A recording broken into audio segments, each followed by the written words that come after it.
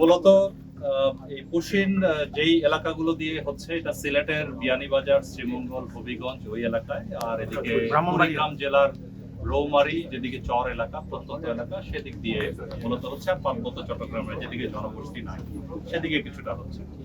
তো এটা প্রতিরোধ করার আমরা চেষ্টা করছি, দেখছেন প্রতিনিয়ত। সত্যি কথা বলতে আজকে সকালেও কিছু পুশিন হয়েছে, আমরা তথ্য পেয়েছি। আমাদের বর্ডারটা এত বিস্তৃত, আসলে প্রতিটি জায়গা তো গার্ড করা সম্ভব না। এই জন্যই আমরা জনগণের সাহায্য চেয়েছি, আনসারের সাহায্য নিচ্ছি। পুলিশ এবং আপনারাও অনেক প্রত্যন্ত অঞ্চলে কাজ করেন, এটা নিয়ম বহির্ভূত ভাবে কাজ হচ্ছে, এটা আমি আগেও বলেছি।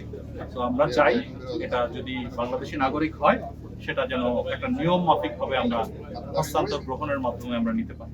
সেটা আমাদের পররাষ্ট্র মন্ত্রণালয়ের পক্ষ থেকেও লেখা হয়েছে, আপনি শুনেছেন।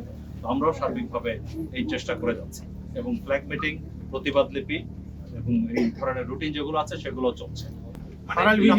দেখেছেন ব্রাহ্মণবাড়িয়াতে, ওইখানে মোট কথা এই প্রতি যেখানে বিজিবির টহল তো সব জায়গায় একই সময় প্রেজেন্ট থাকতে পারছে না।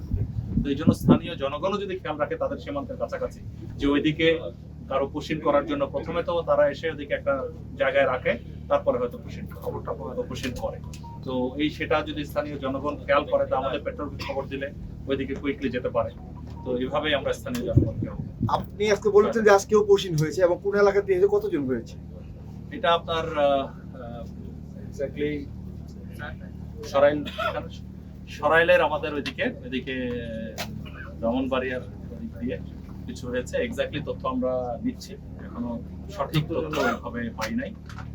নিয়ে তাদেরকে জড়ো করে আমরা আরো বিস্তারিত পুশিংটা ঠেকানোর জন্য বিজিবির নিরাপত্তাটা কি জোরদার করেছি, টহল বাড়িয়েছি, জনবল বাড়িয়েছি। সবাইকে বলছি, যেসব জায়গায় যত তথ্য আপনারা পান আমাদেরকে সহায়তা করুন। তারা আপনার মূলত বাংলাদেশি যারা গত কয়েক বছর থেকে ইতিপূর্বে ইভেন 20-30 বছর আগেও ভারতে বিভিন্নভাবে গমন করেছিল। তবে আমি আবারও পুনরাবৃত্তি করতে চাই, যারাই গমন করে এটা হস্তান্তর গ্রহণের একটা প্রক্রিয়া আছে সুনির্দিষ্ট, সেটা ফলো করা হলে দুই দেশের জন্যই ভালো হবে। আর এদের মধ্যে আবার যারা অনেক আগে 20-30 বছর আগে গেছে, তাদের সন্তানাদি তারা ভারতেই জন্মগ্রহণ করেছে। তো তাদের নাগরিকত্বের বিষয়েও একটা বিভিন্ন বিষয় জটিলতা সৃষ্টি হওয়ার একটা সম্ভাবনা আছে, মনে করেই কি এরা পুশিং করছে বা কি কারণে আমরা জানছি না। সম্ভাবনা তো কোনো কিছুর সম্ভাবনাকে উড়িয়ে দেওয়া যায় না, সব দিক থেকে সকল সম্ভাবনা রয়ে যায়। তবে আমাদের দেশের জন্য, জাতির জন্য ক্ষতিকর হবে এমন কোনো কিছু যেন না হয়, সেজন্যই আমরা জোরদার নিরাপত্তা নিশ্চিত করার চেষ্টা করছি। আইডি কার্ডের কথা যেটা বললেন, এরকম যারা আসছে তাদের মধ্যে অনেকের মৌখিক ভাষ্য, তাদের আইডি কার্ড, ডকুমেন্ট, আধার কার্ড ছিল যেটা রেখে দেওয়া হয়েছে।